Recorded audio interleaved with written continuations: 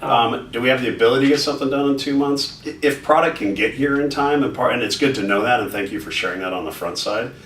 We have access to multiple different lines of manufacturers, and some have longer lead times than others. So if you're telling me I got a 2-month drop dead date and I got to have this thing installed in 2 months, then I'm going to tell you we need to figure out how to push your project towards the front of our queue right now, get you in the pipeline early and often, as we like to call it, and finding parts and components that have the ability to get here within the next 3 to 4 weeks, so that we can get this installation done by that 2-month time period. Depending on what fixtures you have currently inside your facility and what we need to replace them with.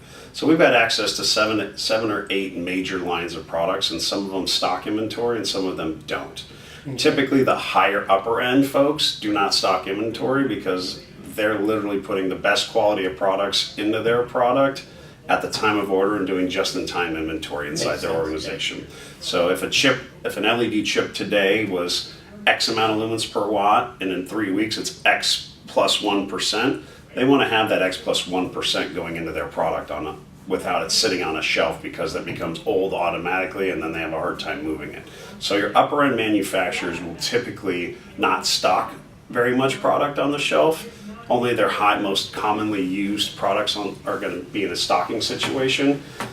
They're going to now go build that fixture to order. So depending on which fixtures we're selecting and how they do that, some orders may take 2 weeks to build, some may take a week to build, depending on where they're at in their job queues and in their tooling.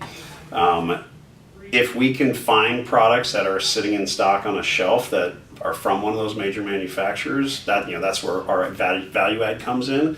Is we're contacting all those manufacturers and seeing what they have available and what they don't. If you've got something sitting at a Platt or an Oaf down the street, there's a good chance it's been sitting in that warehouse for quite some time, and it's probably not the elite product that you're going to be looking for your type of